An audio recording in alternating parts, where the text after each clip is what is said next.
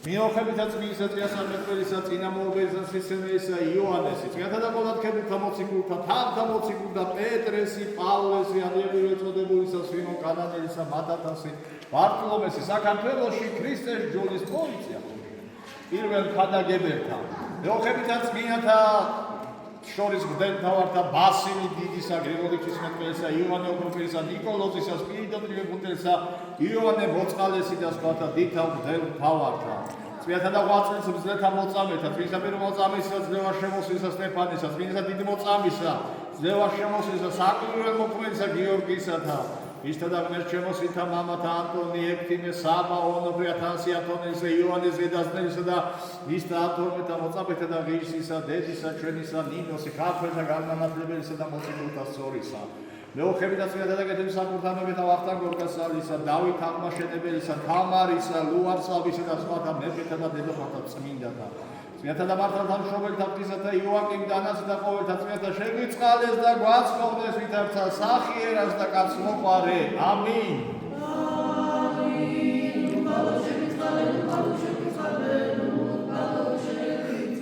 სახელთა მამისათა და ძისათა და სულისა წმინდისა და ჩვენთან არის ღმერთი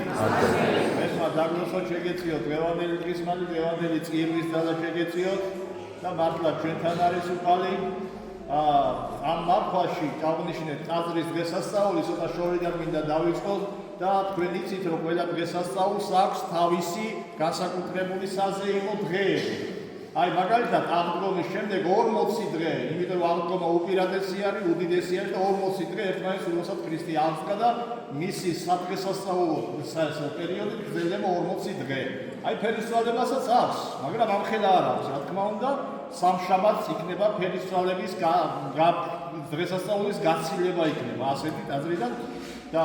იმის თქმა მინდა ამიტომ რომ დღემდე ფერისცვალების მადლი მისი ძალატრიალის მისი სულით სულთავს ჩვენ ტაძარში და აი ამ დღესასწაულს განვიცდით ჩვენ შინაგანათა ეს რაც შეეხება რისი თქმაც მინდოდა დღევანდელ დღესზე და დღევანდელ ფაქტიურად ფერისცვალების დღესასწაულთან დაკავშირებით კიდევ ერთხელ გილოცავთ მე არ მოგილოცია რამათო მეუფე მოგილოცავთ მეუფე მეულოცა სოფეს აზარს ჩვენ თითოეულ ჩვენთაგანს და მისი ლოცვა კურთხევა მრავალსა წელსა მრავალ ժամიერ შეგვეციოთ ჩვენი მეუფე იობისა დღევანდელ დღეს რაც შეეხება დღეს წავიკითხეთ ძალიან მნიშვნელოვანი სახარება გულში ჩამსხვრული სახარება და მე მინდა რომ ეს სახარება ჩვეულებრივ ენაზე ქადაგებით გამოვხატო და კიდევ ერთხელ შეგახსენოთ და ქვა უფალმა იგავი ესე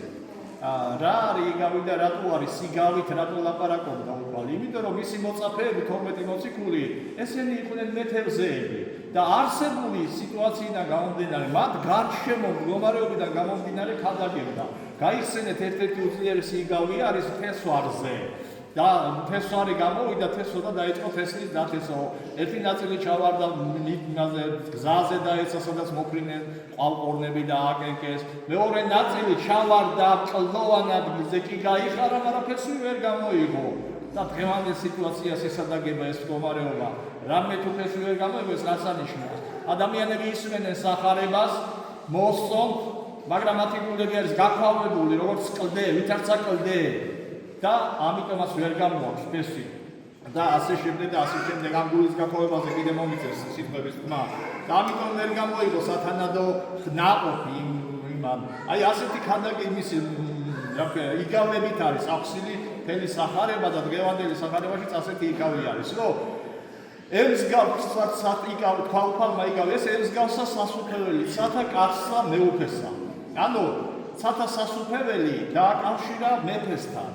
ღმერთი გააგიგება მეფესთან, რომლერთანაც მოიწვია ის ადამიანი, ვისაც ვალი ჰქონდა. და მათ შორის იყო ადამიანი, რომელსაც ჰქონდა ძალიან დიდი ვალი, რომლის გადახდა გაუჭირდებოდა კი არა, ვერანაირად ვერ შეძლო. სიმბოლურად ეს არის მამა ღმერთი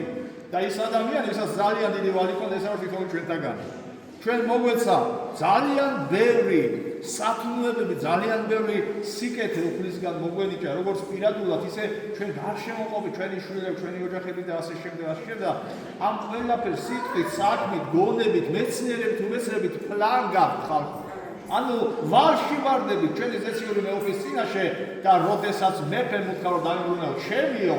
რაც მე მოგეციო, რის დაბრუნებას არ შეგვიძლია, არც იმას არ შეეძლო, ვინც იგავში არის გამოყვანილი და უარი უთხრა არა მაქვს მაგის საშუალება დაგიბრუნო, მეფემ ასეთი მრისხანე ბრძანება გასცა, რომ არა მარტო თვითონ და რაც კი გააჩნია, არამედ ცოლოშვილიც კი გაყიდეთ მაგისიო, ჩააგდეთ საპრობლემში მანამ, სანამ ჩემ ვალს არ გადაიხდისო. და აქ ხდება სასწაული. აი ეს მევალე დაიჩოქება, მუქს მოიდრექს თავისი მეუღლის წინაშე და ეტყვის, სულ გრძელი ყავ ჩემთვის უფალო, ეს სიტყვები ჩაიმარხეთ გულში. და როდესაც განსაცდელს დაინახავთ, როგორცაც პრობლემას დაინახავთ თქვენში, აუცილებლად ასე მიმართეთ, სულ გრძელი ყავ უფალო, ჩემს წინაშე, ჩემს გრძელი ყავ, აი შენი სულგრძელობა გამოიჩინე, შემინდე მაპატიე. და აი ასეთ მომარეობაში მყოფ ადამიანს ეუბნება, რომ კარგი, არ საპრობლემოში ჩაგაგდებ, ის ყველა ვალი რაც კი ვარ შენ წინაშე, მოგეტევება შენ და წადი. და წამოვა ეს ჩვეულებრივ ადამიანს უნდა წამოვა ეს მონა და თავისნაირ მონას უბრალოდ ადამიანს დაინახავს და რომელსაც 100 დრაქხანია კვალი. ეს არის არა უმნიშვნელო თანხა, რა თქმა უნდა, იმასთან შედარებით, რაც მეუფემ მოიუტევა ამ პირველ მონას და მივარდება თავისნაირ ადამიანს, თავისნაირ მონას და ეუბნება, რომ დამიბრუნე ჩემი 100 დრაქხანი, რადგან უარს მიიგებს და უჩივლებს და დააჭერინეს, ჩააგდებენ საპრომილეში ამ ადამიანს და ეს ამბავი მიუვა იმ მეფეს, რომელმაც ამხელა დიდძალი ვალი აპატია, განრისხდება, მოუწოდებს და ჩააგდებს დილაში, სადაც იქნება ცეცხლი და კბილთა ხვიჭენა, ანუ ჯოჯოხეთზე არის ლაპარაკი და ბოლოს ყველაზე მთავარი რაც იყო თუ დაინახე გამოკვეთილა და ხმამაღლა წავიკითხე ესე რომ ყველა თითოეულის გულში ყოფილიყო ეს ყველაფერი ჩალექილი რომ უკეთო თქვენ არ მიუტევებთ თქვენ მოძმეს, თქვენ მოყვას იმ წყენას, იმ ვალს, რასაც ვალი ქვია, გონია რომ ვალი აქვს ვინმესთან ერთმანეთთან და ასევე ზეციური მამა ჩვენი არ მოგვიტევებს. აი მამაო ჩვენოს ფაქტიურად მთელი ეს განმარტებაც არის თითქმისა, რომ თუ ჩვენ არ მიუტევებთ ჩვენ შესწოდებებს, არც ზეციური მამა მოგვიტევებს ჩვენ. ამ მარხვაში, როდესაც წინა კვირაში რასახარება წავიკითხეთ, რომ ბოროტის განდევნა როგორ შეიძლება მოხდეს, ლოცვითა და მარხვით გაიხსენეთ. როდესაც რომ ეშმაკისეული შვილი განუკურნა უფალმა ერთ-ერთ ადამიანსა,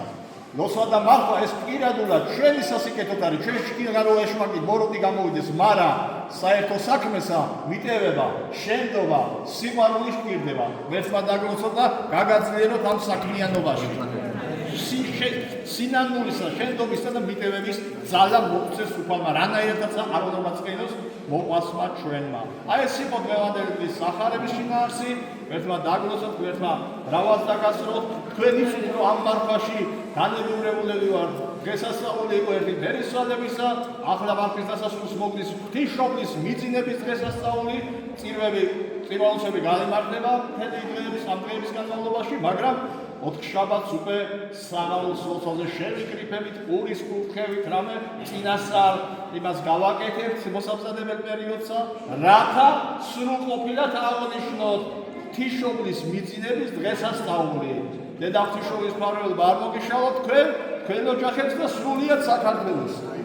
იხარებენ ჩვენთან არს ღმერთი ხალხი. რატომ უყავს ყველაფრისა? თქვენ დაგლოცოთ და მრავალს დაესწრათ. აჰა, ლექსენი ეს.